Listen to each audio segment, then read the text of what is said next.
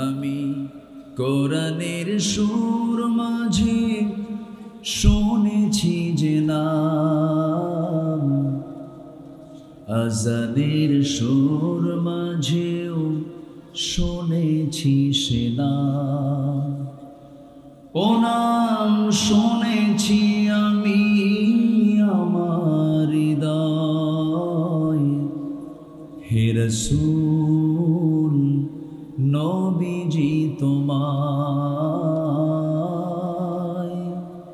হে রাসূল নবীজি তোমায়। আল্লামা সাঈদীর কথা কে না জানেন? আমার ডান পাশে যিনি বসে আছেন কেঁদেই ফেলেছে। 2009 সালে আমার জীবনের প্রথম হজের সফর। ওই বছরে আল্লামা সাঈদী রাহিমাহুল্লাহ রয়্যাল গেস্ট হয়ে উনি তার জীবনের শেষ হজটা করেছেন 2009 সালে। 2010-এর 10ই ফেব্রুয়ারি এবং 11ই ফেব্রুয়ারি এখানে তিনি মাহফিলও করেছেন, লাস্ট মাহফিল তার।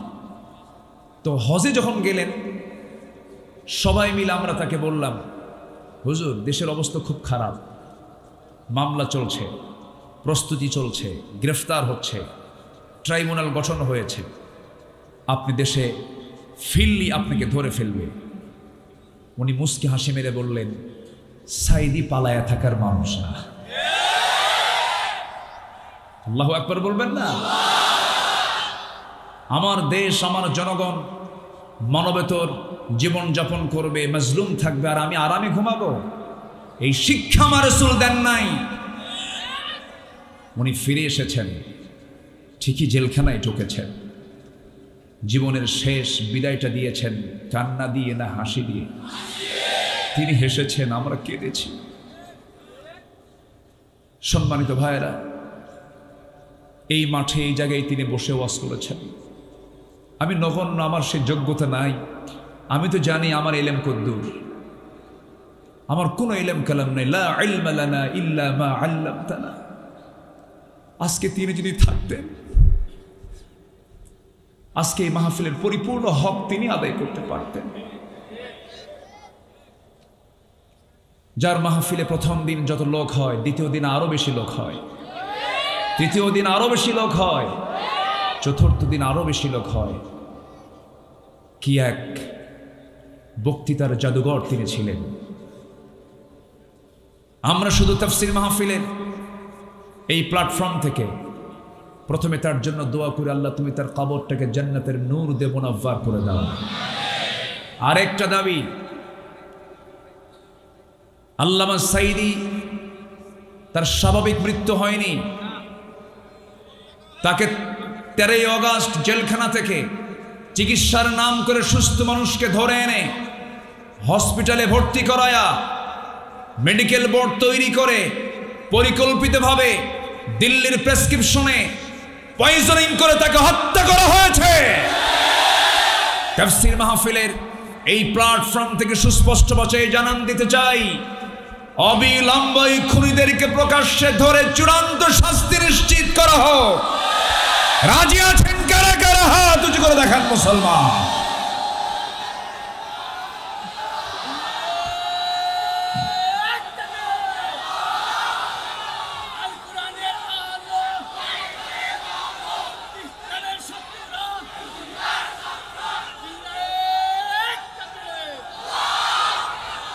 আল্লাহ কবুল করুন, জোরে বলি আমিন।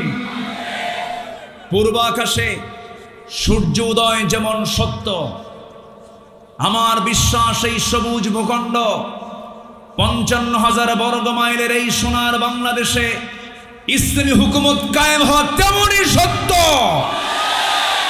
কারণ শহীদের রক্ত এই জমিনে ঝরেছে, এটা হচ্ছে তার বড় ইতিবাচক দিক। এদেশের মানুষ শহীদ হওয়া শিখেছে, শহীদ হতে প্রস্তুত। এমন একটি উর্বর জমিন এখন বাংলার জমিন। আলহামদুলিল্লাহ বলেন, জোরে বলি আলহামদুলিল্লাহ। সম্মানিত ভাইয়েরা, অনেক কথাই তো আছে, এক রাতেই তো আমাকে শেষ করতে হচ্ছে। আসুন না আমরা সেই আলোচনার ধারার দিকে আস্তে আস্তে চলে যাই। কষ্ট হচ্ছে না তো আপনাদের? সম্মানিত হাজিরিন, কোরআন তো সেই কিতাব যা দিয়ে সব ফয়সালা হয়, সব সমস্যার সমাধান এর মধ্যেই পাওয়া যায়। বলি আলহামদুলিল্লাহ। আজকে আমি সারাদিন ফিকির করছিলাম কি বিষয় নিয়ে কথা বলা যায়। বহুদিন পরে যাচ্ছি, তো সূরা আহজাবকে আমি মাথায় নিয়েছি। সম্মানিত ভাইয়েরা, এটা এমন একটা কিতাব, আমি কাতার থেকে বছর 2 আগে দোহা টু ঢাকা বিমানে চড়লাম, বিমানে উঠলাম। 36,000 ফিট উপরে তখন বিমান। নিচের দিকে তাকায় দেখি জমিন তো দেখা যায় না, সূর্যের কিরণে কিছু মেঘ, বিশাল মেঘের স্তূপ, মাইলকে মাইল, চোখ আর পাচ্ছে না, এত দূর পর্যন্ত মেঘের এই মেঘমালাগুলো ঝুলে আছে সূর্যের নিচে। তা আমি ভাবলাম যে এগুলো কেমন করে থাকে, এর কি ওজন আছে নাকি? আমার এই ধারণা ছিল না যেটা রিয়ালি ওজন আছে কিনা। একটু সার্চ দিয়ে দেখলাম, না, কিউমুলিনুম্বাস নামক কিছু মেঘমালা আছে যাদের ওজন 10 লক্ষ টন পর্যন্ত। তো ভাবলাম, আল্লাহ তুমি কি তোমার কালামে এই কথাগুলো বলেছ? আমি একটু চিন্তা করলাম, সূরা রাদের দিকে চলে গেলাম। রাদ মানে হলো বজ্রপাত। আল্লাহ রাব্বুল আলামিন সূরার 12 নম্বর আয়াতে বলছেন, হুয়াল্লাযী ইউরীকুমুল বারকা খাওফান ওয়া তামআন ওয়া ইউনশিস সাহাবাস সিকাল। জোরে বলুন আল্লাহু আকবার। তিনি বলছেন, তিনি সেই মহান রব যিনি আকাশে মেঘমালাকে ঝুলিয়ে রেখেছেন, যে মেঘমালাগুলো ওজনওয়ালা মেঘমালা। আল্লাহ রাব্বুল আলামিন কোন মেঘমালাকে কখনো জমিনে ফেলে দিয়েছেন নাকি? ফেলে দেন নাই। যদি মাঝে মাঝে মেঘমালাগুলো যদি খণ্ড হয়ে যদি ভেঙ্গে পড়তো, মানুষ কি বিল্ডিং বানাতো নাকি? মাঝে মাঝে বিশাল বড় দুর্ঘটনা ঘটে যেত। তাহলে এখন বলুন, কোরআন শুধু যদি ধর্মীয় কিতাব হতো, নভমণ্ডল নিয়ে, মেঘমালা নিয়ে, আবহাওয়া বিজ্ঞান নিয়ে, মেটেরোলজিক্যাল সায়েন্স নিয়ে কোরআন কেমনে কথা বলে? কোরআন তো শুধু সাধারণ ধর্মীয় কোনো কিতাব নয়। আমার বন্ধুগণ, একটু মনোযোগ দিই, একটা তথ্য দিই, মূল আলোচনার দিকে আস্তে আস্তে চলে যাব। আমার বন্ধুগণ, আমরা যে স্থলভাগে বসবাস করি, স্থলভাগ বেশি না জলভাগ বেশি? স্থলভাগ না জলভাগ? জলভাগটাই বেশি। আমরা মানে ভূখণ্ডে আমরা আর কতটুকুই থাকি। সবচেয়ে বেশি প্রাণীর বিচরণ হলো সাগরে, সমুদ্রে। একটা হিমালয় সমুদ্রে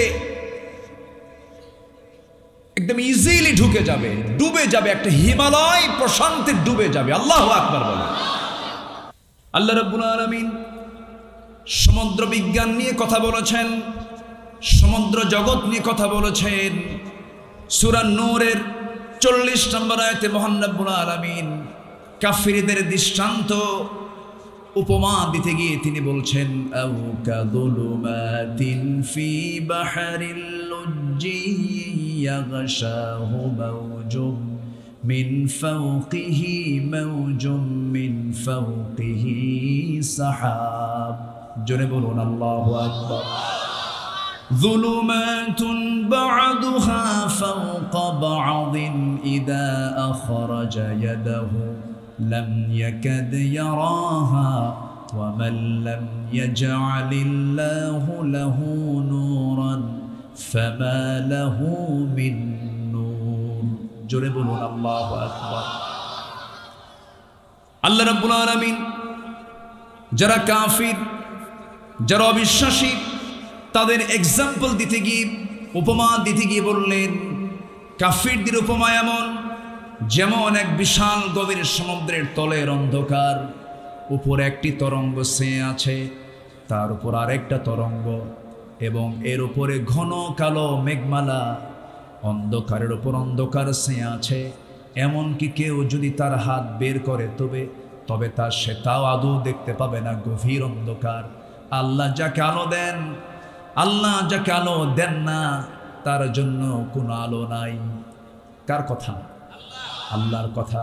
কাফিরদের দৃষ্টান্ত দিচ্ছেন সুদূর সমুদ্রের, সাধারণ কোনো সমুদ্রের গভীর সমুদ্র নিয়ে নয়, গভীর গভীর সমুদ্রের তলদেশকে নিয়ে আল্লাহ রাব্বুল আলামিন কাফিরদের উপমা দিয়েছেন। এখানে তিনটা বিষয়। নাম্বার 1 হলো আধুনিক বিজ্ঞান অনুযায়ী সমুদ্রের গভীরে প্রতি 15-20 মিটার পর পর রংধনুর রঙগুলো স্তরে স্তরে শোষিত হয়ে 200 মিটার গভীরতায় সমস্ত রং নিঃশেষ হয়ে যায়। আর 1000 মিটার গভীরে দুর্ভেদ্য নিবিড় এক অন্ধকার বিরাজ করে। এতটাই অন্ধকার যে কেউ যদি তার হাত বের করে তবে সে হাত আদৌ দেখতে পাবে না। এই জন্য আল্লাহ রাব্বুল আলামিন সুন্দর করে ওই এক্সাম্পলটাই দিয়েছেন, যুলুমাতুম বা'দুহা ফাওকা বা'দিন ইযা আখরাজা ইয়াদাহু লাম ইয়াকাদ ইয়ারাহা। জোরে বলুন আল্লাহু আকবার। কেমন করে নবীর পক্ষে সম্ভব এমন তথ্য দেওয়া? আরেক জায়গায় বলছেন, এরপরই বলছেন ইয়াগশাহু মাউজুম মিন ফাওকিহি মাউজুন। এর মাঝেও আরেকটা তরঙ্গ আছে যাকে বিজ্ঞানের ভাষায় বলা হয় ইনার ওয়েভস, যা খালি চোখে দেখা যায় না। কেবলমাত্র পানির লবণাক্ততা এবং ঘনত্বের পার্থক্য পরীক্ষা করেই এর অস্তিত্ব নিরূপণ করা সম্ভব। অথচ এই আশ্চর্য রহস্যময় তথ্য মহান আল্লাহ কোরআনে 1500 বছর আগে বিশ্ববাসীকে জানায় দিয়েছেন। জোরে বলি সুবহানাল্লাহ। আয়াতের শেষ অংশে আল্লাহ রাব্বুল আলামিন বলছেন, ومن لم يجعل الله له نورا فما له من نور। আল্লাহ যাকে নূর দেন না সে কখনো নূর, তার জন্য কোনো নূর নাই। আধুনিক সমুদ্র বিজ্ঞান বলছে সমুদ্রের গভীরতায় বিশেষ কিছু প্রাণী আছে যাদের কোনো দৃষ্টি শক্তি নাই। তারা তাদের ল্যাটারাল লাইন অর্গান ব্যবহার করে ওই পরিবেশে নেভিগেট করে, যা মহান আল্লাহ রাব্বুল আলামিনের এক অশেষ নিদর্শন। আমার বন্ধুগণ, এই যে চমৎকার সমুদ্র জগৎ নিয়ে কাফেরদের দৃষ্টান্ত দিয়েছেন, 1500 বছর আগে কোনো মানুষের পক্ষে সম্ভব নয়। একমাত্র কোরআন নাজিল করেছেন তিনি আমার কে। আসতে বলবেন না, তিনি আমার কে। এই আয়াতটি দেখে সামুদ্রিক ভূতত্ত্ববিদ্যায় বিশ্ববিখ্যাত বিশেষজ্ঞ জেদ্দার বাদশাহ আব্দুল আজিজ ইউনিভার্সিটির একজন অধ্যাপক দুর্গা রাও তিনি বলেছেন, 1400 বছর পূর্বে, 1500 বছর পূর্বে একজন স্বাভাবিক মানুষের পক্ষে এমন বিস্ময়কর ঘটনাসমূহের এরূপ সুবিস্তারিত বর্ণনা দেওয়া কোনো ক্রমেই মানুষের পক্ষে সম্ভব নয়। অবশ্যই এই কিতাবটা নাজিল করেছেন তিনি আমার কে। আসতে বলবেন না, তিনি আমার কে। কোরআন শুধু নামাজের কথা বলে না, কোরআন শুধু রোজার কথা বলে না, কোরআন শুধু রাজনীতির কথা বলে না, কোরআন পৃথিবীর সকল সমস্যার সমাধানের কথা বলে, ঠিক কি না? এর মধ্যে সব কিছু আছে। আমি কি আলোচনা চালাবো? 2-1 করে ওঠেন কেন? হ্যাঁ, কষ্ট হচ্ছে আপনাদের? আলোচনা একটু চালাই, আমাকে সুযোগ দেন। আপনি যদি ওঠেন আমি তো আলোচনা হারিয়ে ফেলবো। ফজর নামাজ পড়ে যাবেন। যাক, কিছু লোক এরকমও পাইছে। বলি আলহামদুলিল্লাহ। জোরে যে এই হাজার হাজার মানুষের ভিতরে কিছুটা হাজত থাকতেই পারে। অনেক আগে বসেছেন, অনেকে উঠছেন, কিন্তু আমি চাবো, আমার রেসপেক্ট হচ্ছে সবাইকে নিয়ে শেষ পর্যন্ত থেকে এই যে মজলুম লোকগুলো দুনিয়া থেকে বিদায় নিলেন, তাদের জন্য একটু দোয়া করার দরকার কি আছে না ভাই? আসতে বলবেন না, আছে না ভাই? আচ্ছা, তাদের জন্য দোয়া হলো, আমার জন্য দোয়া হলো। সবাই বসুন, একটু আমরা সময় নিয়ে আমি 10টা পয়েন্ট আমি একটু কথা বলবো। জোরে বলি ইনশাআল্লাহ, জোরে বলি ইনশাআল্লাহ। রাসূলের আদর্শে আখিরাতের পথ এবং পাথেও। মূলত আমরা এই দুনিয়াতে এসেছি, কিন্তু আমাদের মূল জায়গা কি দুনিয়া না আখিরাত? আসতে বলবেন না, দুনিয়া না আখিরাত? আখিরাত। আখিরাতকে ভালো করার জন্য দুনিয়াতে কিছু কাজ করে যেতে হবে, এবং সেই কাজের জন্য যিনি আমাদের মডেল তিনি হচ্ছেন মুহাম্মদুর রাসূলুল্লাহ। মুহাম্মদুর রাসূলুল্লাহ আল্লাহ রাব্বুল আলামিন বলেন, লাকাদ কানা লাকুম ফি রাসূলিল্লাহি উসওয়াতুন হাসানাতুন লিমান কানা ইয়ারজুল্লাহা ওয়াল ইয়াউমাল আখির ওয়া যাকারাল্লাহা কাসীরা। জোরে বলুন আল্লাহু আকবার। সূরাতুল আহজাব 21 নম্বর আয়াত। আল্লাহ রাব্বুল আলামিন বলেন, তোমাদের জন্য রাসূলের মধ্যে রয়েছে চমৎকার আদর্শ। যারা আল্লাহ এবং আখিরাতের প্রতি যারা আশা রাখে, আল্লাহকে যারা বেশি স্মরণ করে, তাদের জন্যই রয়েছে তার মধ্যে আদর্শ। অতএব আদর্শ খোঁজার জন্য 1000 জন খুঁজবো না, একজনকে খুঁজবো। বলেন একজন, তিনি কে? মুহাম্মদুর রাসূলুল্লাহ। মুহাম্মদুর রাসূলুল্লাহ। রাসূল হচ্ছেন আমার মডেল। আমার দেশে নবীকে মডেল না বানায়া অন্য কোন নেতাকে মডেল মনে করে এমন দলও আমার দেশে আছে না নাই? আসতে বলবেন না, আছে না নাই? অনেকে বলে আমি অমোঘ চেতনায় বিশ্বাসী। এখন তো আবার বিভিন্ন কথা আমাদের কানে আসছে। এ থামেন, আমারই কতি দেন, জি আমার একটু বলতে দেন। সম্মানিত বন্ধুগণ,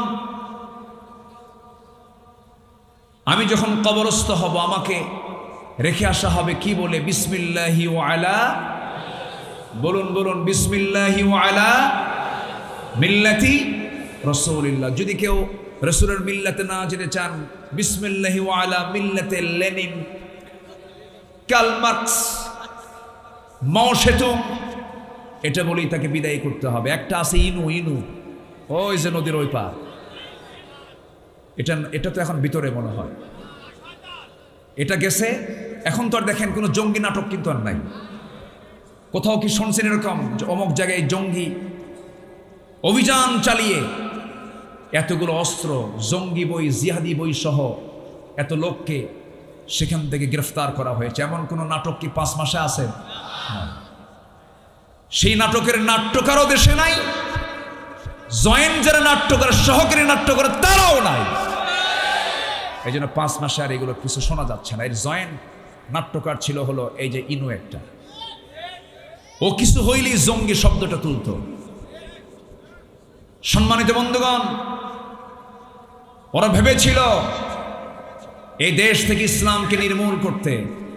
ইসলাম কারো বাবার না, ইসলাম কার? আসতে বলবেন না, ইসলাম কার? ইসলাম ছিল, আছে, থাকবে। তুমি থাকবে না। আল্লামা সাঈদীর কি সুন্দর কথা, 25 বছর আগে কি বললেন। আপনারা কি মনে করেন জানি না, আমি তো মনে করি উনি একজন বড় আল্লাহওয়ালা মানুষ ছিলেন। আপনারা মনে করেন কি না? আল্লাহ, 25 বছর আগের কথা। গোড়ায় ঝাঁকি দেব, গোড়ায় নাড়া দেব, মামু বাড়ি দিল্লি গিয়ে পড়বা। সোজা কোথায় গিয়ে পড়ছে? কোথায় গিয়ে পড়ছে? এমন একটি সময় আসবে পালানোর জন্য একটি ইঁদুরের গর্ত খুঁজে পাবা না। বিচারপতি মানিক, কালা খুঁজেন না, কালা তো আল্লাহ বানায়। এই মানিক রে বিছানা দেয় নাই। সিলেটবাসীকে ধন্যবাদ, কলার পাতা দিয়েছিল। পরের দিন কোর্টের হাজিরা, কোর্টে তুলতে নিয়ে সিলেটবাসী খুব ভালো আপ্যায়ন করেছে। একদম 2 বিছে আউট করে খাসি বানায় দিয়েছে। যা, কি কথা বোঝেন নাই? কথা বোঝেন নাই? নেত্রী হেলিকপ্টার অপেক্ষা করছেন, দরবেশকে নিয়ে যাবেন। দরবেশ নাই। কয়েকদিন পর তার মুখের দাড়িও নাই, মাথার চুল কালো, পাঞ্জাবি খুইলা গেঞ্জি পড়ছে, পাজামা খুইলা লুঙ্গি পড়ছে, যেন তারা কেউ না আসেনি। আবার ভুল করে নৌকায় চড়ছে। ভুল করে কই চড়ছে? নৌকা। নৌকায় চড়ে কি আর পার পেতে পারে? কোস্টগার্ড ধরে ফেলেছে। সাথে ছিল আইনমন্ত্রী। আইনমন্ত্রীকে কোস্টগার্ড বলে, স্যার আপনাকে চিনছি আমি। থানায় চলে। আইনমন্ত্রীকে আমি কি একা আসছি? আমি তো জামাতের সাথে আসছি। কিসের সাথে? হ্যাঁ, উপায় নাই তো। কে কই যে বসে আছে মাথার, ওই যে বসে আছে, মাথার চুল কালো, মুখে দাড়িও নাই, লোকটা গেঞ্জি পরা, লুঙ্গি পরা, লোকটা কে? ভালো করে দেখো, ওটাই দরবেশ। ওরা চেয়েছিল আলেমদেরকে বেইজ্জত করতে, আল্লাহ ওদেরকে লাঞ্ছিত করে ছেড়েছেন। কত কথা বলবো, বহু কথাই তো রয়ে আছে। বলি বলি বলি জোরে বলি ইনশাআল্লাহ। দিন এসেছে আমাদের, এক মাঘে শীত যায় না তো। ওরা ভেবেছিল মাঘ আর আসবে না। সম্মানিত বন্ধুগণ, তাহলে সব আদর্শ মাইনাস, আমার আদর্শ একজন, তিনি কে? মুহাম্মাদুর রাসূলুল্লাহ। মুহাম্মাদুর রাসূলুল্লাহ, সেই নবীজির চারিত্রিক সনদ পৃথিবীর কেউ দেয়নি, দিয়েছেন কে? আল্লাহ। আল্লাহ রাব্বুল আলামিন তার চারিত্রিক সনদ নিজে দিয়ে বলছেন, নুন ওয়াল কলমি ওয়া মা ইয়াসতুরুন মা আনতা বিনি'মাতি রাব্বিকা বিমাজনুন ওয়া ইন্না লাকা লাআজরান গায়রা মামনুন ওয়া ইন্নাকা লাআলা খুলুকিন আযীম। জোরে বলুন আল্লাহু আকবার। কবি বলেন, তিনি ছিলেন যেন সেই মুষলধারা বৃষ্টি, ঝরে পড়ে ধরা মাঝে এক মহাবিশ্বয় সৃষ্টি। তার বিন্দু অঞ্জলিস্কল এক অপার মহাতৃপ্তি, জীবন মরু সিক্ত করে প্রশান্তি ধারার মহাদীপ্তি। জোরে বলে সুবহানাল্লাহ। আমার নবীর চারিত্রিক সনদ পৃথিবীর কেউ দেয় নাই, রাসূলকে আল্লাহ পাক নিজে তাকে দান করেছেন। সুইডিশ একাডেমির প্রয়োজন নাই, আমাদের দুনিয়ার কোনো একাডেমি থেকে পুরস্কার পাওয়ার প্রয়োজন নাই। আমাদের প্রয়োজন পুরস্কার পাওয়া দরকার কার দরবার থেকে? আল্লাহ বলছেন, বান্দারে আমি তোকে মহা পুরস্কারে পুরস্কৃত করব, শর্ত হলো বান্দা তুই আমার সঙ্গে মহাব্বতে চলে আয়, আমাকে তুই খুশি করার চেষ্টা কর। আমার আল্লাহ তাআলা প্রত্যেক রাত্রিতে আরশে আজিম থেকে দুনিয়ার আকাশে চলে আসেন। জোরে বলুন সুবহানাল্লাহ। সহিহ হাদিস, আমার আল্লাহ তাআলা প্রত্যেক রাত্রিতে, শেষ রাত্রিতে, মাঝ রাত্রিতে ফিস সামাঈদ দুনিয়া, দুনিয়ার আকাশে চলে আসেন। এসে বলেন, আলা বিমুস্তাগফিরিন ফাগফির লাহ, কোন ক্ষমা প্রার্থী আছো আমার কাছে ক্ষমা চাবি, আমি থেকে ক্ষমা করে দেব। আমার বন্ধুগণ, আমার আল্লাহ তাআলা আমাকে এত বেশি ভালোবাসেন, সাত আকাশ কোথায়, প্রথম আকাশ কোথায়, কত দূর থেকে প্রত্যেক রাত্রিতে আমার আল্লাহ আমাকে মাফ করার জন্য আসেন। আমরা যে দুনিয়াতে বসে আছি, এই দুনিয়া থেকে এই আসমান যদিও দেখতে পাচ্ছি, কিন্তু আসমান থেকে শুধু দূরে না, আমাদের দৃষ্টিতে অনেক দূরে, অনেক দূরে। কেউ কি গিয়েছে নাকি? যেতে পেরেছে নাকি? যাওয়া সম্ভব নাকি? সম্ভব না। আমার বন্ধুগণ, শুধু ছোট্ট একটা তথ্য দেব। আল্লাহ আমার জন্য, আমাকে খুশি করার জন্য কত কাছাকাছি চলে আসেন। আল্লাহ তাআলা কত দূরে, তার আরশে আজিম। আমরা যেখানে বসে আছি ঠিক এই জায়গা থেকে সূর্যটা আমরা দেখতে পাই প্লেটের মতো 13 লক্ষ গুণ বড়। ওই সূর্যের চাইতে Betelgeuse, supernova, Adhara, Proxima Centauri, এই সমস্ত তারকারাজিগুলো কত বড়। ব্যাটেল জুইস একটা তারকা আছে, এই সূর্যের চাইতে শুধু 1 গুণ নয়, 2 গুণ নয়, ওই সূর্যের চাইতে ব্যাটেল জুইস তারকা আছে, সেই তারকাটা 33 কোটি গুণ বড়। 33 কোটি গুণ বড় একটা তারকা। শুধু এরকম একটা তারকা নয়, কোটি কোটি গ্যালাক্সি আছে। প্রত্যেকটা গ্যালাক্সির ভিতরে আল্লাহ রাব্বুল আলামিন 500 বিলিয়ন করে তারকা রেখে দিয়েছেন। এরকম করে আল্লাহ রাব্বুল আলামিন মহাশূন্যে তারকাগুলো ঝুলায় রেখেছেন। শুধু মহাশূন্যের কথা বলছি, আমিও তো উপরে যাই নাই। মানুষ চাঁদের দেশে চলে গেছে, চাঁদ সফর করেছে, মঙ্গল গ্রহে গেছে। বান্দা যদি মনে করে গ্রহ দেখলাম মঙ্গল, দেখলাম চাঁদ, চাঁদের দেশ দেখলাম, একটু তারকার দেশ দেখতে চাই, তারকার দেশে যদি কোনো বান্দা যেতে চায়, দুনিয়ার কোনো যানবাহন দিয়ে চলবে না, দুনিয়ার কোনো বিমান কপ্টার দিয়ে চলবে না, নভোযান দিয়ে চেষ্টা করা যেতে পারে। দুনিয়ার লেটেস্ট নভোযান হলো অ্যাপোলো 11, যার ঘন্টার গতি হলো 39,000 কিলোমিটার। 39,000 কিলোমিটার বেগে যদি রওনা দিয়ে দেয়, বান্দা রওনা দিয়েছে সেই পৃথিবীর সবচেয়ে নিকটবর্তী তারকার দেশ, যার নাম হলো প্রক্সিমা সেন্ট্রাই। পৃথিবীর সবচেয়ে কাছাকাছি তারকার দেশ, সেই তারকার কাছে যদি যেতে চায় কেউ, এমন দ্রুতগতি সম্পন্ন অ্যাপোলো 11 চড়ে তার সময় লাগবে 1,15,000 বছর মাত্র। যাবেন কারা কারা? হাত তোলেন। সম্ভব? আসতে বলে সম্ভব। আমি কি আকাশে গেছি এখনো? আকাশ তো বহু দূরে। এরকম প্রথম আকাশ, দ্বিতীয় আকাশ, তৃতীয় আকাশ, চতুর্থ আকাশ, 7 আকাশের উপরে আমার আল্লাহ তাআলার আরশ আজিম। সেখান থেকে প্রত্যেক রাত্রে আমাকে আপনাকে মাফ করার জন্য প্রথম আকাশে চলে আসেন। তাহলে কি তাহাজ্জুদের দরকার আছে? আসতে বলে আছে, আরো জোরে বলেন আছে। আমার নবীজি তাহাজ্জুদে কাঁদতেন কেমন? নাসাই শরীফের হাদিস। আমার নবীজি তাহাজ্জুদের নামাজ যখন পড়তেন, সিজদায় গিয়ে এত জোরে ঝাড়ায় কাঁদতেন তিনি, তার কান্নার আওয়াজটা কেমন হতো?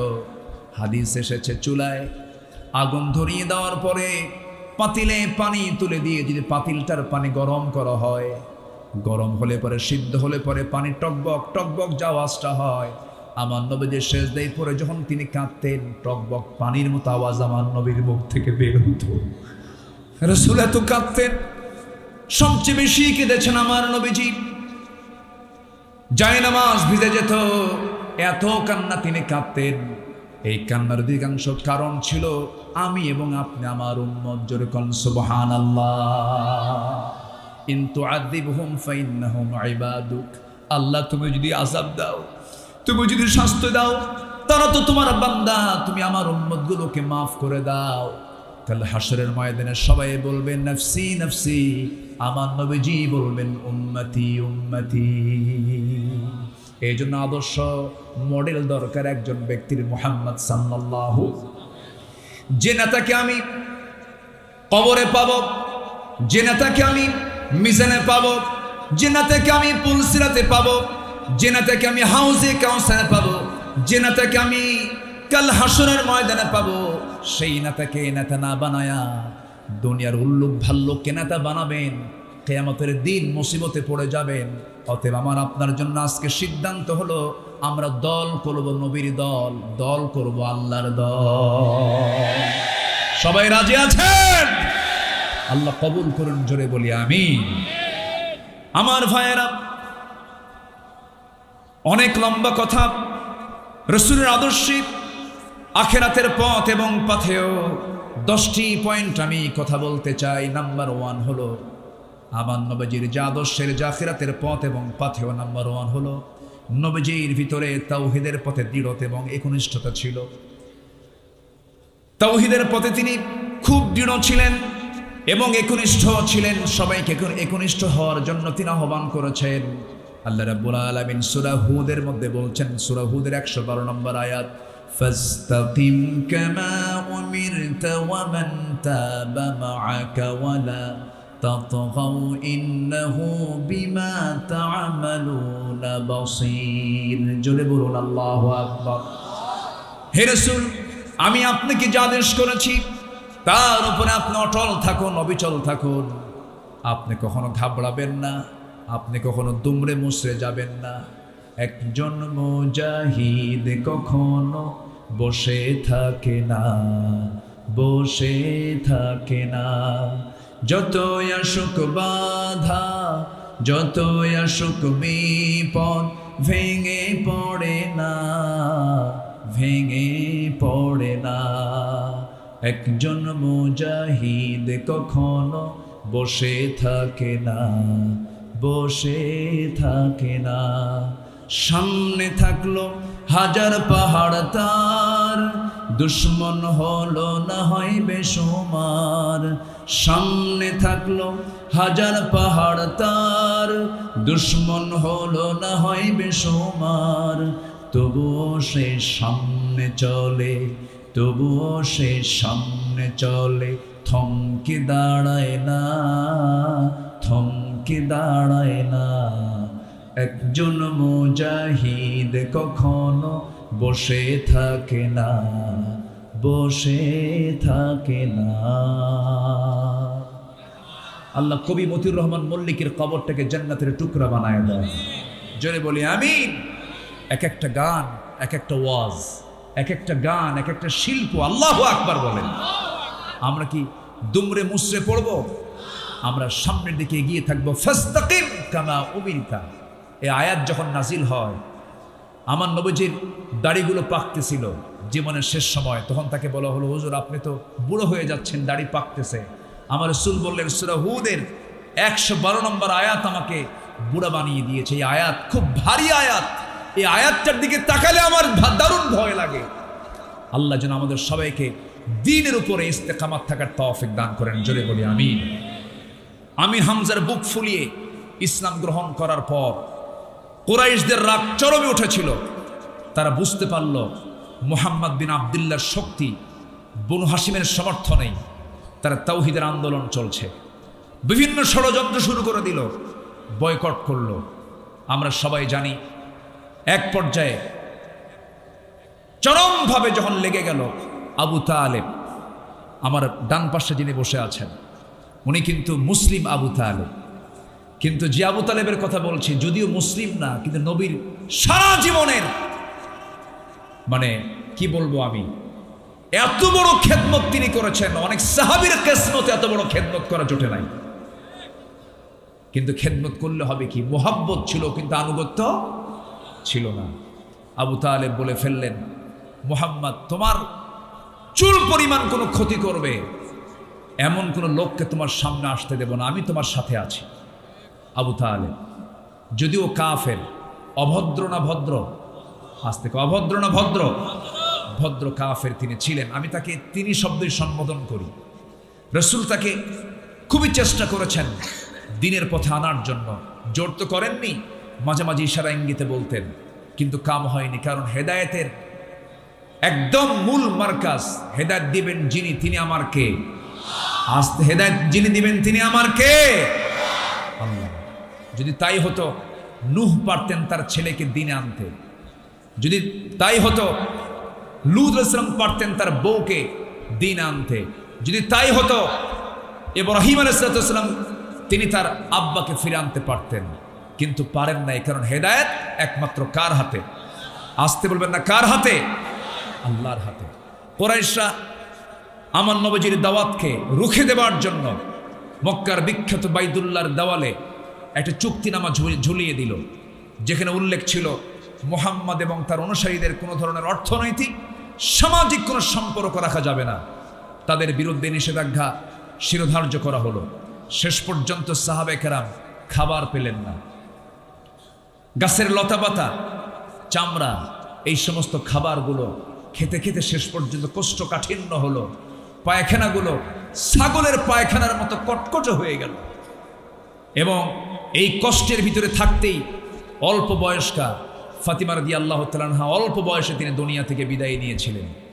এবং এতটাই কষ্ট সাহাবীদের ভিতরে ছিল, খাবার না পেয়ে ওই পাথরের উপরে হালকা মাঝে মাঝে বৃষ্টি যখন হতো কিছু ঘাস জন্মাতো, সেই ঘাসগুলো চাবায়া চাবায়া সাহাবায়ে কেরাম ক্ষুধা নিবারণ করেছেন। কি কষ্ট তারা করেছেন 3 বছর। কয় বছর বলেন তো?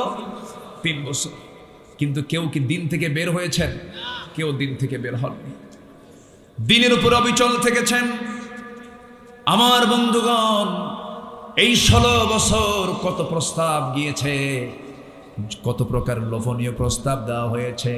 জেলখানায় থেকে জীবন পর্যন্ত হাসি মুখে বরণ করে নিয়েছেন। ফাঁসির মঞ্চে হাসতে হাসতে চলে গেছেন, কিন্তু বাতিল শক্তির কাছে মাথা নত করে নাই। এই চেতনা পেয়েছেন তাদের কাছ থেকে, সাহাবীদের কাছ থেকে চেতনা তারা লালন করে তারা শাহাদত বরণ করেছেন। আমার বন্ধুগণ, নাম্বার 1 চলে গেল।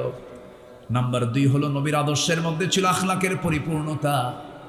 আমার আল্লাহ রসুলকে আল্লাহ তাআলা এমন আখলাক দান করেছেন যার সমস্ত দিক আমার রসুলের মধ্যে আল্লাহ পাক পরিপূর্ণ আকারে দিয়েছিলেন। শামাইলে তিরমিজির মধ্যে এসেছে, সাইয়েদনা আলী বলেন, নবীর চরিত্রের ব্যাপারে তার কাছে জানতে চাওয়া হলে তিনি বললেন, কানা রাসূলুল্লাহ সাল্লাল্লাহু আলাইহি ওয়াসাল্লাম দাইমাল বিশর সাহালাল খুলক লাইনাল জানিব লাইসা বিফাযিন ওয়ালা গালিযিন ওয়ালা সাহাবিন ওয়ালা ফাহাশিন ওয়ালা আইয়াবি ওয়ালা মুশাহিন ইয়াতাগাফালু আম্মা লা ইয়াশতাহি। আমার নবীজি নাম্বার 1 সহজ সরল ছিলেন, নাম্বার 2 কোমল হৃদয়ের অধিকারী ছিলেন, নাম্বার 3 তিনি কঠিন স্বভাবের ছিলেন না, তিনি উচ্চস্বরে কথা বলতেন না, অশ্লীল ভাষা প্রয়োগ করতেন না, কারো দোষ খুঁজে বেড়াতেন না, কৃপণ ছিলেন না, তিনি অপছন্দনীয় কথা এড়িয়ে যেতেন, তিনি কাউকে নিরাশ করতেন না, মিথ্যা প্রতিশ্রুতিও দিতেন না। নাম্বার 9 হলো 3টি বিষয় থেকে তিনি বিরত থাকতেন, ঝগড়া বিবাদ, অহংকার করা, অপ্রয়োজনীয় কথাবার্তা বলা। এই 16 বছর অহংকার ছিল কিনা বলেন? আসতে বলছে অহংকার ছিল কিনা বলেন? চিন্তা করুন, ছাত্ররা তাদের ন্যায্য আন্দোলন চালিয়ে যাচ্ছিল, বৈষম্য বিরোধী আন্দোলন তারা চালাচ্ছিল যে না কোটা বাতিল করতে হবে, বৈধ একটি আন্দোলন। গুরুত্বপূর্ণ একটি জায়গা থেকে, চেয়ার থেকে বলা হলো রাজাকারের নাতিপুতিরা চাকরি পাবে। কি বিনয়ের কথা না অহংকারের কথা? বিনয়ের কথা না অহংকারের কথা? অহংকারের কথা। সম্মানিত ভাইয়েরা, যারাই অহংকার দেখিয়েছে যুগে যুগে, অহংকার পেয়েছে যার, ধ্বংস হয়েছে তার। মাটির সঙ্গে মিশায়া দিয়েছেন তিনি আমার কে? আসতে বলবেন না, তিনি আমার কে? আমার নবীজির ভিতরে চুল পরিমাণ কোনো অহংকার ছিল না, সবার সঙ্গে মিশে মিশে কথা বলতেন মুহাম্মদ সাল্লাল্লাহু। অপ্রয়োজনীয় একটা ওয়ার্ড আমার নবীর জীবনে মুখ থেকে বের হয়নি, অপ্রয়োজনীয় একটা ওয়ার্ড আমার নবীর মুখ থেকে বের হয়নি। মাইক পেলেই যা মুখে আসতো তাই বলতো। এক প্রতিবন্ধী নেতা ছিল, প্রতিবন্ধী নেতা। প্রতিবন্ধী বললাম এই জন্য, নোয়াখালীর দিকে তার বাড়ি। প্রতিবন্ধী নেতা, বুঝতেছেন তো? খালি বলতো খেলা হবে। একটা গুরুত্বপূর্ণ জায়গা থেকে এমন জাতি অযাচিত, এত হালকা কথা কোনো মানুষ বলতে পারে না। কোথায় খেলা হবে? কই খবরই তো না। আরেকজন তো 70 রাকাত তাহাজ্জুদ পড়তো, হ্যাঁ তো নাই দেশে। ও এই খেলা হবে কথার রূপকার, হে সবার আগে ভাগছে। সম্মানিত বন্ধুগণ, ওরা আমাদেরকে রাজাকার বলে 16 বছর গালি দিয়েছিল। কোন রাজাকার পাকিস্তানে যায় নাই, শুধু হিন্দুস্তানের রাজাকাররা হিন্দুস্তানে গিয়ে সব শেল্টার নিয়েছে, ঠিক কিনা?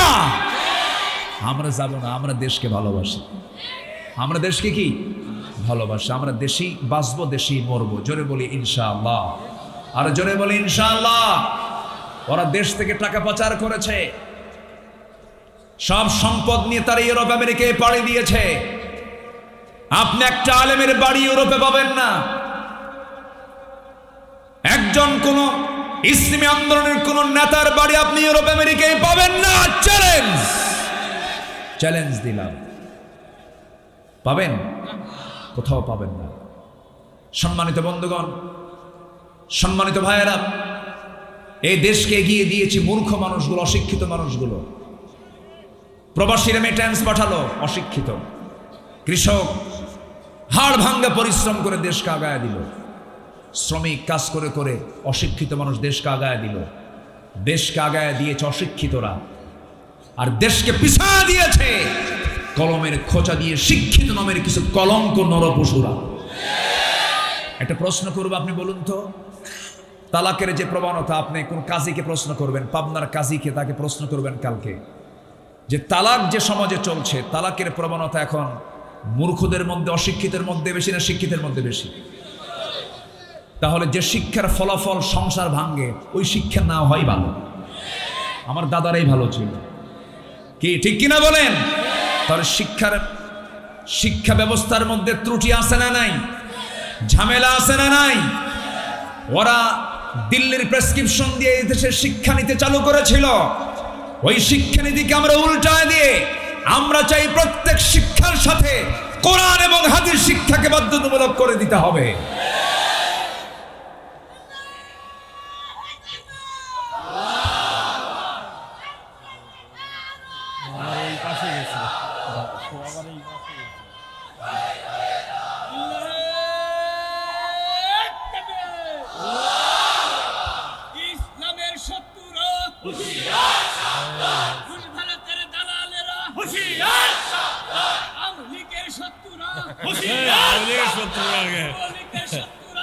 কি বলেন আপনি থামেন।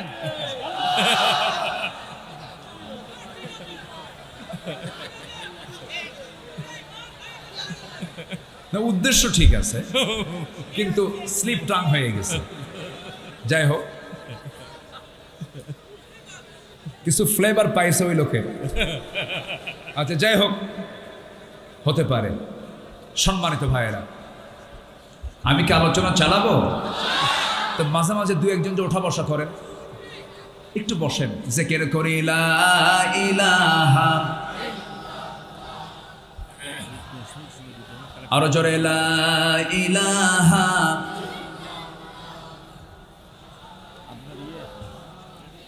আরো জোরে লা ইলাহা, সুবহানাল্লাহ আলহামদুলিল্লাহ, লা ইলাহা ইল্লাল্লাহু মুহাম্মাদুর রাসূলুল্লাহ সাল্লাল্লাহু আলাইহি ওয়াসাল্লাম। নাম্বার 3 হলো তওবা এবং ইস্তেগফার। তওবা করব কার কাছে? আসতে বলুন, তওবা করব কার কাছে? আল্লাহর কাছে। মাফ চাবো কার কাছে? আমাদের কান্নার জায়গা 2 না 1? কার কাছে কাঁদবো আমরা? কিন্তু কিছু যুবক আছে মেয়ের জন্য কান্দে, যুবতীর জন্য কান্দে। এরকম কিছু যুবক আছে না নাই? পাবনাতেও আছে না নাই? আচ্ছা, একটু বসুন, রাত তো খুব বেশি হয়নি, একটু ধৈর্য ধরে আর কিছু সময় একটু মাহফিলের হক তো আদায় করতে হবে আপনাকেও।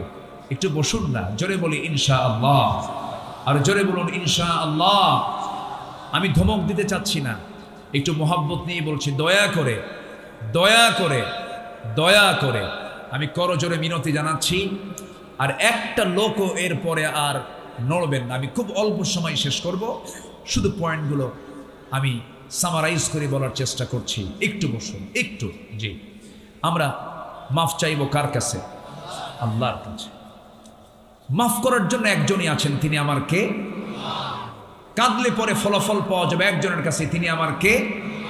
আপনি কোনো ব্যক্তির কাছে কাঁদবেন, বলবে ও ধান্দায় কান্দে, কোন একটা লক্ষ্য ওর আছে এই জন্য কান্দে।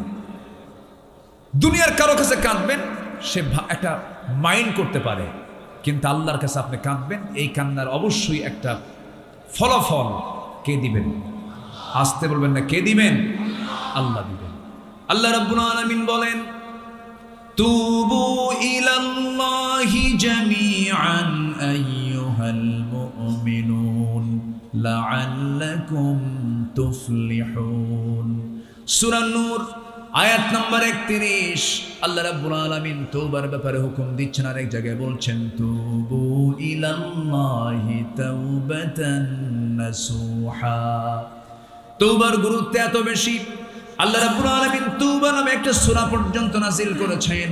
আমার নবীজি বলেন, তুবু ইলাল্লাহ ফাইন্নী আতুবু ইলাই ফাইন্নী আতুবু ফিল ইয়াউমি মিয়াত মাররা। ও আমার সাহাবীরা, তোমরা তওবা করো আল্লাহর কাছে, আমি রাসূল নিজে সারা দিনে 100 বারেরও বেশি বার তওবা করি। জোরে বলি সুবহানাল্লাহ। আমার রাসূলকে আল্লাহ পাক ইস্তিগফার করতে বলেছেন। যারা পারেন ঠোঁট মিলিয়ে বলুন, ফাসাব্বিহ বিহামদি রাব্বিকা ওয়াস্তাগফিরহু ইন্নাহু কানা তাওয়াবা। আমরা কার কাছে মাফ চাবো বলেন? আল্লাহর কাছে মাফ চাবো। বান্দা যখন আল্লাহর দিকে 1 হাত আগায়, আল্লাহ তার দিকে 10 হাত আগান। ওমান তাকাররাবা ইলাইয়া শিবরান তাকাররাবতু ইলাইহি যিরাআন ওমান তাকাররাবা ইলাইয়া যিরাআন তাকাররাবতু ইলাইহি বাআন وإذا أقبل إلي يمشي أقبلت إليه وحرفل متفق عليه। যে ব্যক্তি আমার দিকে হেঁটে হেঁটে আসে আমি তার দিকে দৌড়ায় দৌড়ায় যাই, যে আমার দিকে 1 হাত আগায় আমি তার দিকে 10 হাত আগাই। জোরে বলি সুবহানাল্লাহ। মাফ করার জন্য কে আছেন? আমি গুনাহ করব, মাফ করবেন কে? আমি তওবা করব, মাফ করবেন কে? আল্লাহ মাফ করে দিবেন। এই জন্য মাফের সবচাইতে বড় উত্তম জায়গা হলো আজান শোনার সঙ্গে সঙ্গে কোথায় যাওয়া? আসতে বলবেন না, কোথায় যাওয়া? মসজিদে যাওয়া। কয় ওয়াক্ত নামাজ? আল্লাহ আমাকে ডাকেন দিনে কয়বার বলেন? 5 বার। একটি স্পেশাল সময়, সেটা কোনটা বলেন? তাহাজ্জুদ। মোট কয়বার হলো? 6 বার হলো। এই 6টার সময় আমরা একটু আল্লাহর ডাকে সাড়া দেব, আল্লাহকে খুশি করার জন্য স্পেশালি সেজদা দিয়ে দেব। আপনার গুনাহ যত বড়ই হোক না কেন, বান্দা যখন ওযু বানায়, ওযুর সঙ্গে সঙ্গে তার অঙ্গ প্রত্যঙ্গের সগীরা গুনাহগুলো মাফ হয়ে যায়। হাত মাফ হয়ে যায়, মুখমণ্ডলের সগীরা গুনাহগুলো মাফ হয়ে যায়। 2 পা যখন ধৌত করে 2 পায়ের সগীরা গুনাহগুলো মাফ হয়ে যায়। বান্দা যখন নামাজে দাঁড়ায়, আল্লাহ বান্দার সামনে দাঁড়ায়া যান। বান্দা যখন সূরা ফাতিহার আলহামদুলিল্লাহি রাব্বিল আলামিন বলে, আল্লাহ বলেন হামিদানি আবদি। আর রহমানির রহিম যখন বলে, আসনা আলাইয়া আবদি। মালিক ইয়াউমিদ্দিন যখন বলে, আল্লাহ বলেন মাজ্জাদানি আবদি। ইয়্যাকা না'বুদু ওয়া ইয়্যাকা নাস্তাঈন পর্যন্ত যখন বান্দা বলে, হাদা বাইনি ওয়া বাইনা আবদি ইহদিনাস সিরাতাল মুস্তাকিম থেকে শুরু করে ওয়ালাদ-দাল্লিন পর্যন্ত যখন বান্দা বলে, আল্লাহ বলেন বান্দারে এতক্ষণ ধরে তুই আমার কাছে যা যা চাইলি, সমস্ত চাওয়াকে পাওয়া করে তোর তামাম জিন্দেগির সমস্ত গুনাহগুলোকে মাফ করে দিলাম। আমরা নামাজ পড়ব কয় ওয়াক্ত? আসতে বলো না, কয় ওয়াক্ত বলেন? আমার নেতা হতে হবে বেনামাজি না নামাজি? বেনামাজি না নামাজি? আমরা এই বিষয়টা খেয়াল করব, কারণ ইয়াউমা নাদউ কুল্লা উনাসিম বিইমামিহিম। কিয়ামতের দিন আল্লাহ রাব্বুল আলামিন প্রত্যেক ব্যক্তিকে হাজির করবেন তার নেতা সহ। নেতা যদি বেনামাজি হয়, কর্মী যদি নামাজি হয়, মানান না বেমানান? বলেন, মানান না বেমানান? বেমানান হয়ে যাবে, এমন নেতা আমরা বানাবো না। নাম্বার 4 হলো আল্লাহর সামনে দাঁড়ানোর ভয়। সকল হারামকে আমরা বর্জন করব, আল্লাহর সামনে আমাকে দাঁড়াতে হবে। এই জন্য সকল হারামকে বর্জন করে পবিত্র জীবন গঠন করব। আখিরাতের নাজাত প্রাপ্তির জন্য আমরা এই প্ল্যানে আমরা সামনের দিকে চলব। রাসূলের আদর্শে আমরা এটাই খুঁজে পাই। আল্লাহ রাব্বুল আলামিন সুন্দর করে বলছেন, ওয়া আম্মা মান খাফা মাকামা রাব্বিহি ওয়া নাহান নাফসা আনিল হাওয়া ফাইন্নাল জান্নাতা হিয়াল মাওয়া। জোরে বলুন আল্লাহু আকবার। ভিতরে তাকওয়া আনতে হবে, নিজের ভিতরে আল্লাহর ভয় আনতে হবে। ছোট্ট একটা ঘটনা মনে পড়ে গেল, সাইয়েদনা ওমর ফারুকের কথা। ওমর ফারুককে সবাই চিনেন তো? কয় নাম্বার খলিফা বলেন? বলেন, জোরে বলেন, কয় নাম্বার খলিফা? বহুদিন আগে এক মাহফিলে বলেছিলাম, ওমর ফারুককে চিনেন কে?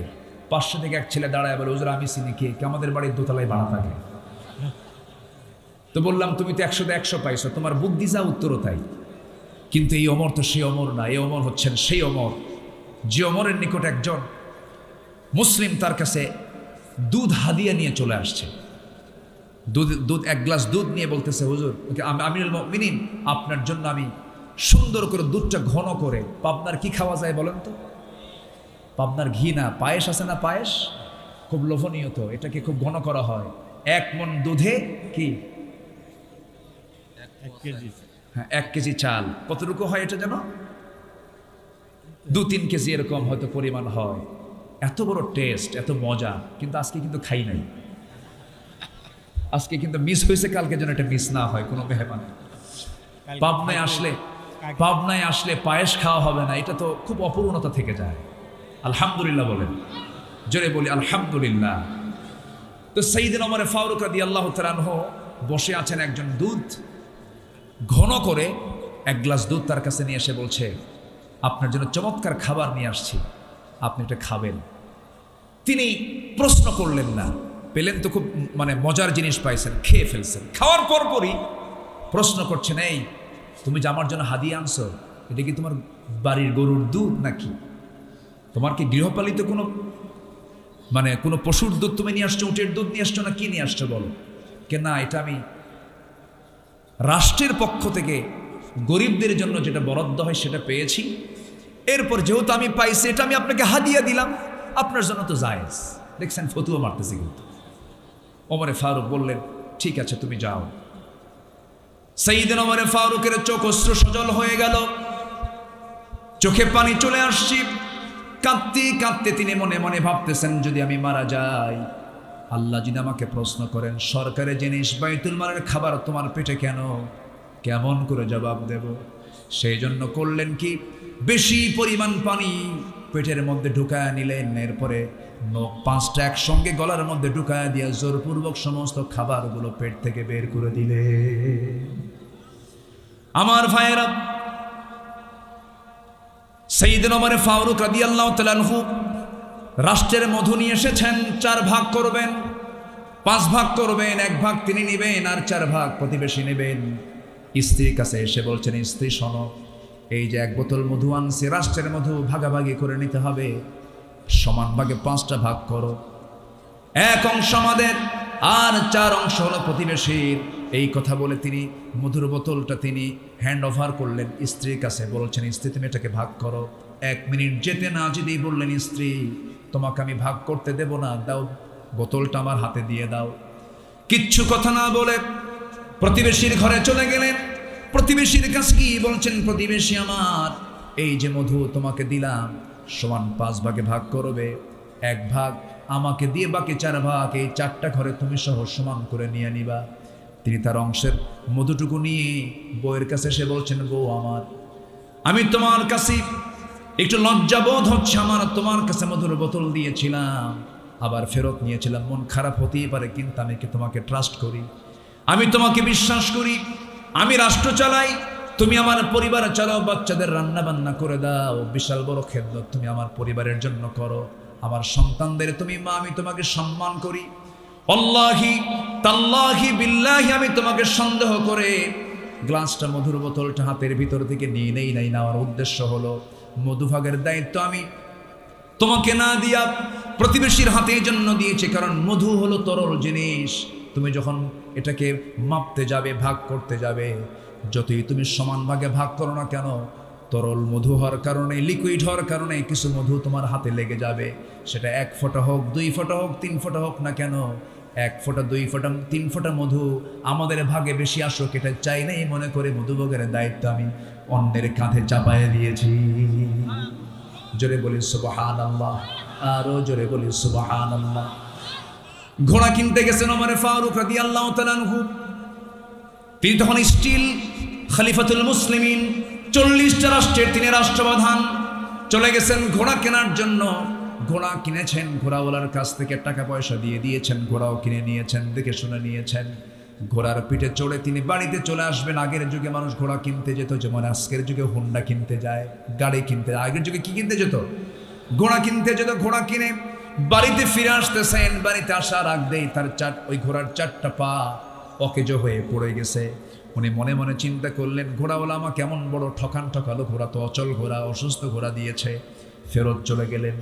ফেরত গিয়ে বললেন, ও ঘোড়াওয়ালা, তুমি আমার কেমন করে ঠকালে কেন? অচল ঘোড়া আমাকে দিলে কেন? এই ঘোড়া আমি নেব না, তুমি ফেরত নিয়ে নাও। ঘোড়াওয়ালা বলছে, আমিরুল মুমিনিন, আমার জানা মতে আমি আপনাকে অচল ঘোড়া দেই নাই, আপনার কাছে চলে যাওয়ার পর ঘোড়া অচল হয়ে গেছে, অসুস্থ হয়ে পড়েছে। ওমরে ফারুক ধমক দিয়ে বলছেন, তুমি কি আচরণটা আমার সঙ্গে করতে পারলে? কেমন করে? এই ঘোড়া আমি নেব না, তুমি ফেরত নিয়ে নাও।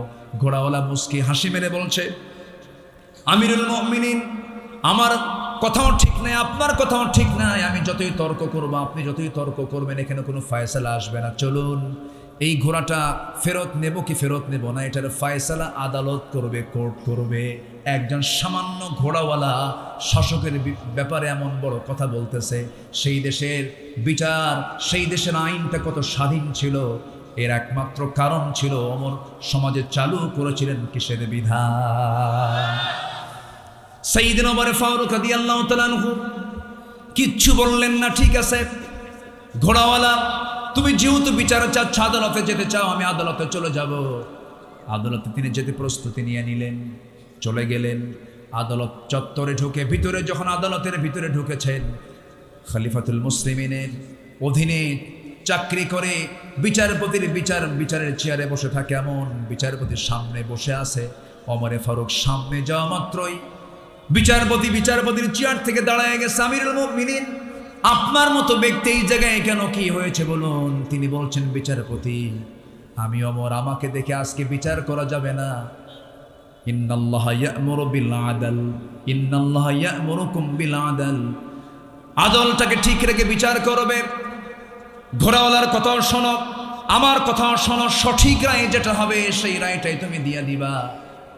যখন বাদীর কথা শোনা হলো, ঘোড়াওয়ালার কথা শোনা হলো, ওমরে ফারুকের কথাও শোনা হলো, দুজন কথাই তিনি শুনলেন। শোনার পর আস্তে করে ওই আদালতের চেয়ার থেকে বলতেছেন, আদালতের সেই বিচারপতি কাজী শুরাইহ ইবনুল হারিস আল কিন্দি রাহমাতুল্লাহ আলাইহি, তিনি বলছেন, আমিরুল মুমিনিন, আপনি আমারও খলিফা, আপনি ঘোড়াওয়ালারও খলিফা, আপনি অর্ধজাহানের খলিফা, কিন্তু আজকে দুই পক্ষের কথা শুনে আমি এতটুকু নিশ্চিত হলাম, এই ঘোড়াটা কখনো আপনি ঘোড়াওয়ালাকে ফেরত দিতে পারবেন না, কারণ এই ঘোড়াওয়ালাকে ফেরত দিলে সে ক্ষতিগ্রস্ত হয়ে যাবে। আপনি ওমর সামনে আছেন আমার, আপনি এই জায়গা থেকে সুস্থ অবস্থায় বাড়িতে ফিরবেন, তার যেমন গ্যারান্টি নাই। একটা প্রাণী সুস্থ থেকে অসুস্থ হবে কখন কেউ তো বলতে পারে না। যেহেতু মালিকানা শেষ হয়ে গেছে, কেনা বেচা সম্পূর্ণ কমপ্লিট হয়ে যাওয়ার পর, আপনার মালিকানা যাওয়ার পর ঘোড়াটা অসুস্থ হয়ে পড়েছে, এই ঘোড়া ফেরত দেওয়ার কোনো সুযোগ নাই। ওমরে ফারুক আস্তে করে সেই জায়গা থেকে চলে গেলেন বাড়িতে। পরের দিন তিনি মাজলিসে শুরার বৈঠকে বসেছেন, সমস্ত লোকজনদেরকে নিয়ে বসে পরামর্শের বৈঠকে বলছেন, শোনো, অমুক আদালতে একজন বিচারপতি আছে, খুব সাহস, তার আমার বিরুদ্ধে রায় দিয়েছে। এই আমার বিরুদ্ধে রায় দেওয়ার কারণে, তার সাহসিকতার কারণে তার পদোন্নতি আমি ওমর দিতে বাধ্য হলাম। যেরকম সুবহানাল্লাহ। আমার বন্ধুগণ, আমার ভাইয়েরা, এটাই হচ্ছে আল্লাহর সামনে একদিন দাঁড়াতে হবে, আল্লাহর সামনে জবাবদিহিতার কাঠগড়ায় দাঁড়িয়ে জবাব দিতে হবে। এই অনুভূতি কারোর মধ্যে যদি থেকে যায়, সে বান্দার আদর্শ এমনই হতে পারে, এমনই হবে, এটাই স্বাভাবিক। নাম্বার 5 হলো, নবীর আদর্শের মধ্যে আমানতদারিতা ছিল, বিশ্বস্ততা ছিল। কি আমানতদার তিনি ছিলেন, কি পরিমাণ তার মধ্যে আমানত কাজ করত, আমানত রক্ষার ব্যাপারে খুব তিনি সজাগ ছিলেন। আল্লাহ রাব্বুল আলামিন সুন্দর করে বলছেন সূরা নিসার 58 নম্বর আয়াতে বলছেন, ইন্নাল্লাহা ইয়া'মুরুকুম আন তুআদ্দুল আমানাতি ইলা আহলিহা ওয়া ইযা হাকামতুম বাইনান নাসি আন তাহকুমু বিল আদল ইন্নাল্লাহা নি'ম্মা ইয়া'iদুকুম বিহি। জোরে বলুন আল্লাহু আকবার। আমার বন্ধুগণ, কি আমানত তিনি শিখিয়েছেন সাহাবে কেরামকে। সাইয়েদনা ওমর ফারুকের কথাই যখন চলে আসলো, আমানতের ব্যাপারে একটি অত্যন্ত গুরুত্বপূর্ণ একটা তথ্য দিচ্ছি। রাষ্ট্রের তহবিলের রক্ষকের কাছে সেই তহবিলে একটা মাত্র দিনার ছিল। কয়টা দিনার বলেন? একটা দিনার ছিল। সেই দিনার তিনি পেলেন। ওমরে ফারুকের ছেলেকে ডাক দিয়ে বললেন, তোমাকে একটা দিনার দেওয়া হলো, এটা রাষ্ট্রের তহবিলে জমা ছিল, পড়েছিল। সেটা নিয়ে তিনি বাড়িতে চলে গেলেন। ওমরে ফারুক দেখলেন তার ছেলের হাতে একটা দিনার। তিনি সেই রক্ষককে ডাক দিয়ে বললেন, তুমি এই জিনিসটা আমার ছেলেকে দিলে কেন? সঙ্গে সঙ্গে তিনি আবার তাকে ফেরত দেওয়ালেন। ফেরত দিয়ে তিনি বললেন, আমি কি কিয়ামতের দিন এই একটা দিনার নিয়ে উম্মতের বিরুদ্ধে অভিযোগের সম্মুখীন হব? এটা আমার প্রয়োজন নাই। একটা দিনারও আমি রাষ্ট্রের তহবিল আবার ফেরত দিয়ে দিলাম। আল্লাহু আকবার বলেন। এই দেশে বহু মন্ত্রী মন্ত্রণালয় চালিয়েছে। আপনার পাবনার একজন গর্বিত মন্ত্রী ছিলেন, শিল্পমন্ত্রী। জানেন তো শহীদ আল্লামা কে? মতিউর রহমান নিজামী রাহিমাহুল্লাহ। তার প্রত্যেকটা কথায় মুক্তর দানার মতো, মুক্তের সদৃশ কথা। একটা কথাও তার অতিরিক্ত অপ্রয়োজনীয় কথা আমি তার মুখ থেকে কখনো বের হতে দেখিনি, আমার চোখে পড়েনি। আল্লাহু আকবার বলেন। স্বাধীনতার পর থেকে নিয়ে আজ পর্যন্ত যত মন্ত্রণালয় মন্ত্রীরা চালিয়েছেন, সব চাইতে পেয়েছেন এই মন্ত্রী। আল্লাহু আকবার বলেন। যখন ওরা দেখলো এই লোকগুলো যদি ক্ষমতার মসনদে চলে যায়, এই দেশ তো দক্ষিণ এশিয়ার শ্রেষ্ঠ দেশে রূপ নেবে, সেদিন থেকে ষড়যন্ত্র শুরু হয়েছে। ষড়যন্ত্রকে রুখে দাঁড়াতে হবে, সাম্য ইসলামী নেতৃত্ব গড়ে তুলতে হবে, আদর্শ নেতৃত্ব গড়ে তুলতে হবে। সাম্যের দিন কি ইসলামের দিন মনে করে আমাদেরকে মাঠে ময়দানে কাজ করতে হবে, দাওয়াতের সম্প্রসারণ ঘটাতে হবে, ঘরে ঘরে কালেমার দাওয়াত দিতে হবে মুসলমান।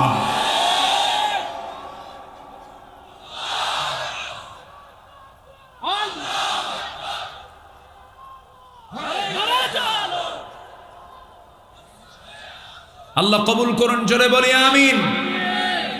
সাইয়েদনা ওমর ফারুক রাদিয়াল্লাহু তাআলা আনহু একদিন কি আমানত দেখেন। এক প্রদেশের গভর্নর তার কাছে আসছেন, তিনি খোঁজ নিলেন বাইতুল মালের কি খবর, গরিবদের কি অবস্থা, সব কি ঠিকমতো বন্টন টন্টন হয়েছে কিনা। এবার উল্টো এখন গভর্নর প্রশ্ন করছেন ওমর ফারুক, আমিরুল মুমিনিন, আপনার পরিবারের কি অবস্থা, আপনার গায়ের যে সেরা জুতা, সেরা জামা, এই যে সেরা তালিযুক্ত জামা পরে আছেন, জীর্ণ শীর্ণ করে বসবাস করছেন, আপনার পরিবারের খবর কি, আপনি কিভাবে চলছেন, আপনার ক্ষুধার্ত সন্তানদের কি অবস্থা। এই প্রশ্ন করা মাত্রই আগে প্রশ্ন ছিল হলো রাষ্ট্র সংক্রান্ত, এই প্রশ্নের জবাব দিয়ে তিনি রাতের বেলা বসেছেন বৈঠকে গভর্নরের সাথে ওমর ফারুক রাদিয়াল্লাহু তাআলা। চট করে এই প্রশ্ন যখন করেছেন গভর্নর, যে বাতি জ্বলতেছিল সেই বাতির নিচে বাতি জ্বলে কি দিয়া, তেল দিয়া, আর তেলটা থাকে হচ্ছে তেলের ভিতরই থাকে কি, ওটা কি বলে এলাকা, পোলতা, মানে একটা, আচ্ছা পোলতা বলে, স্থানীয় ভাষা কি বলে, সলতা পোলতা, যাই হোক যেটাই হোক, খাবুলাইতে মাহালুকে। এটা 2013 সালে আমাকে মহতারাম শিখিয়েছিলেন। আপনাদের ভাষার মধ্যে একটা আলাদা স্বতন্ত্র দিক আছে, বলি আলহামদুলিল্লাহ। পাবনার একটা টান দিলে গোটা দেশবাজি বোঝে এটা পাবনা থেকে আসছে, বলি আলহামদুলিল্লাহ, একটা আলাদা সৌন্দর্য। পোলতা যখন তিনি প্রশ্নের সম্মুখীন হলেন, তার পরিবার কেন্দ্রিক যেই লণ্ঠনে যে বাতিতে আগুন জ্বলছিল তার নিচের পোলতাটা তিনি চেপে ধরলেন, নিভে গেল বাতি। গভর্নর আশ্চর্য হয়ে বললেন, বাতি নিভায় দিলেন কেন? সাইয়েদনা ওমর ফারুক বলছেন, ও আমার গভর্নর, এতক্ষণ ধরে তুমি রাষ্ট্রের প্রশ্ন করছিলে, আমি রাষ্ট্রের প্রশ্ন করছিলাম, জবাব আমরা দিচ্ছিলাম। হঠাৎ করে যখন ব্যক্তি জীবনের প্রশ্ন করেছ, পারিবারিক জীবনের প্রশ্ন করেছ, এই সময় রাষ্ট্রের তেল জ্বলবে, আমার ব্যক্তিগত প্রশ্নের জবাব আমি তোমাকে দেব। রাষ্ট্রের তেল খরচ করে ব্যক্তিগত প্রশ্নের জবাব আমি দিতে পারবো না, এই জন্য বাতি নিভাইয়া দিলাম। আল্লাহু আকবার বলবেন না? আমানতদারিতা, এটা কি আমানতদারিতা। নাম্বার 6 হলো পরিবারকে জান্নাতের দিকে পরিচালনা করা। সন্তানকে দাওয়াত দিবেন, বউকে দাওয়াত দিবেন, বউ যদি নামাজ না পড়ে কি করবেন বলেন? বউ যদি নামাজ না পড়ে কি করবেন?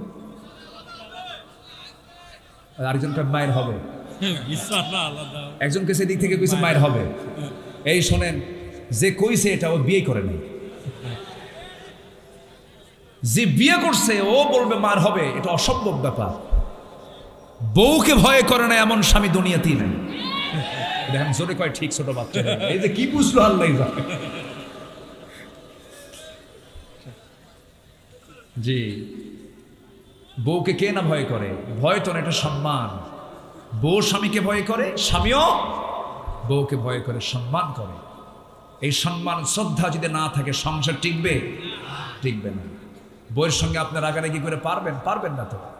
বাচ্চার বয়স যদি 1.5 বছর হয়, 1 বছর হয়, ওই সময় যদি আপনি একটু গন্ডগোল করেন, মারামারি করতে চান, শুধু যদি বলে এই যে বাচ্চা কোলে নাও, চলে গেলাম, বাচ্চার বয়সে 1 বছর নিয়ে আপনি করবেন কি বলেন?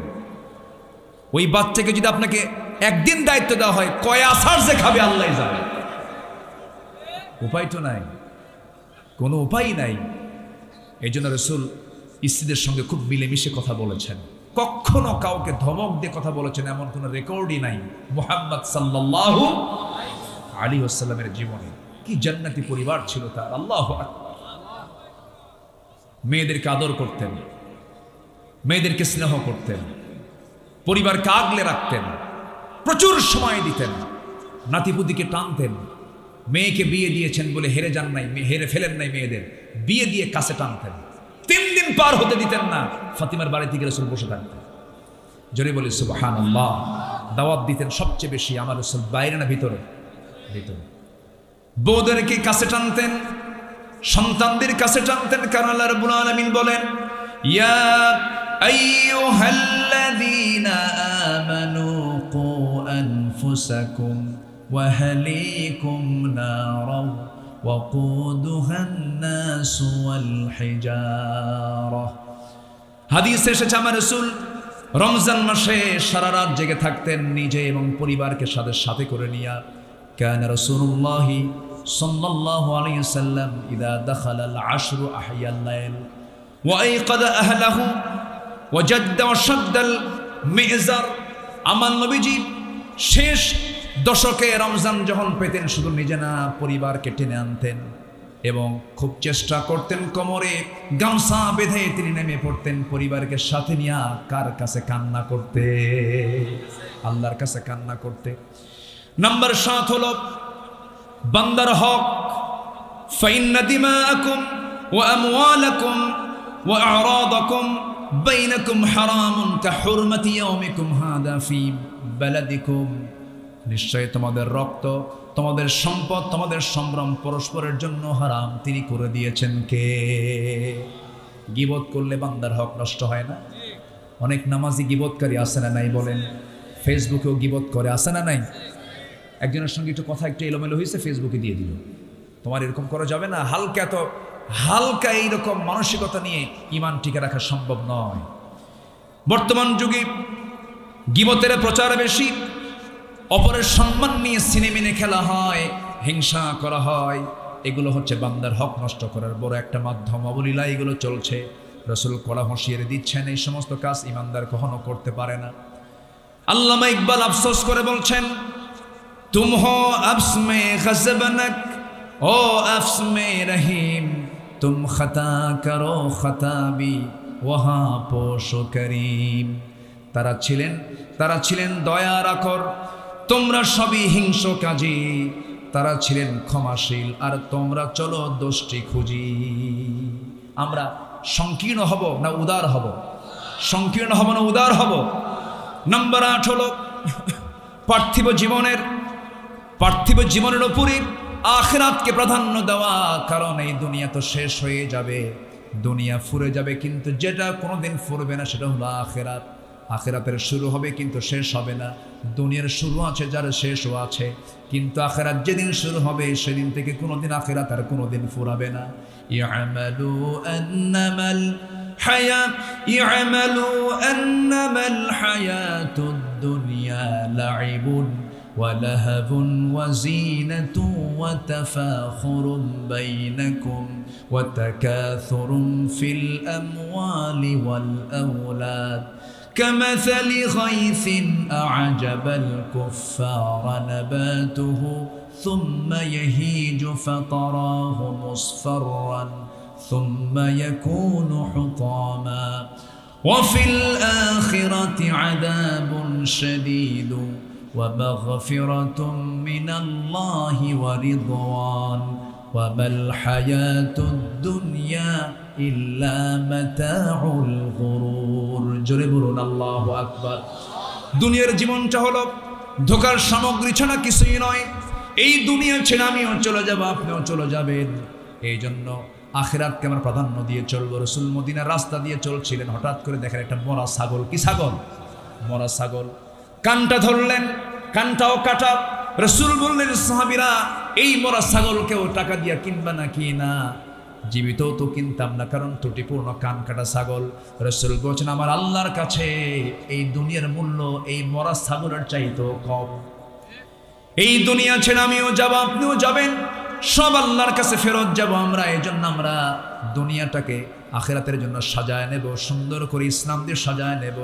আল্লামা ইকবাল বলছেন, হর কোই মস্ত নয়ে জৌকে তনসানি হ্যায়, तुम मुसलमान हो ये अंदाज़े मुसलमानी है।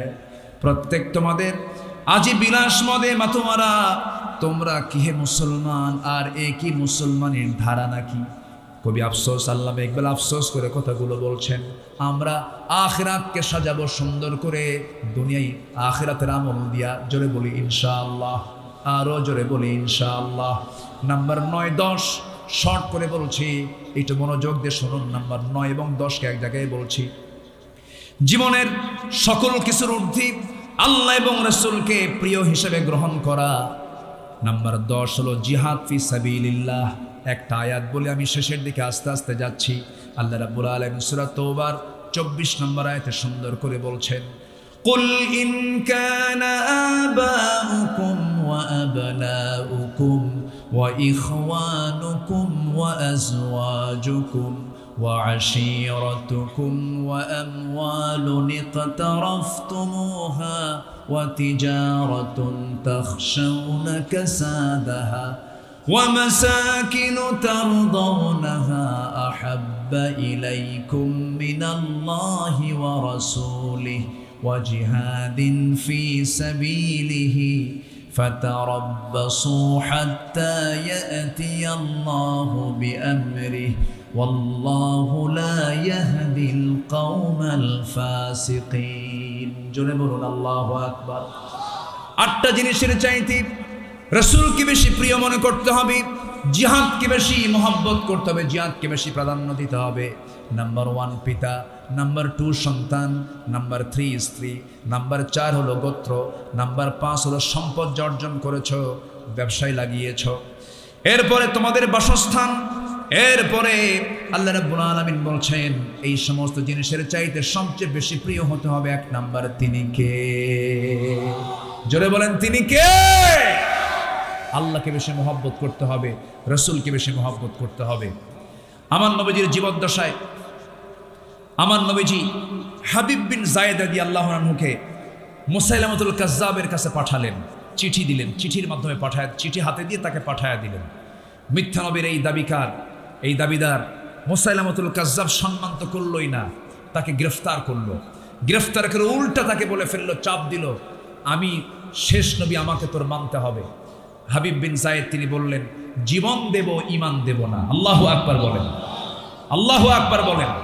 শেষ পর্যন্ত তাকে বাধা হলো, 2 হাত পা বেঁধে হাত কাটা হলো, পা কাটা হলো, টুকরো টুকরো করে দুনিয়া থেকে বিদায় করা হলো। হাবিব বিন যায়েদ বললেন, শহীদ হতে প্রস্তুত আছি, নবীজির নবুয়তকে অস্বীকার করার ক্ষমতা আমার নাই। আল্লাহু আকবার বলেন। এই হচ্ছে রাসূলের প্রতি মহব্বত এবং ভালোবাসা। আসুন আমরা এই 10টি পয়েন্টের আলোকে আমরা আমাদের জীবনকে সুন্দর করে ঢেলে সাজাবো, নবীর আদর্শে আমরা উজ্জীবিত হব। এই হোক আমাদের প্রত্যয়, এই হোক আমাদের সিদ্ধান্ত। আল্লাহ রাব্বুল আলামিন আমাদের সবাইকে কবুল করুন, জোরে বলি আমিন।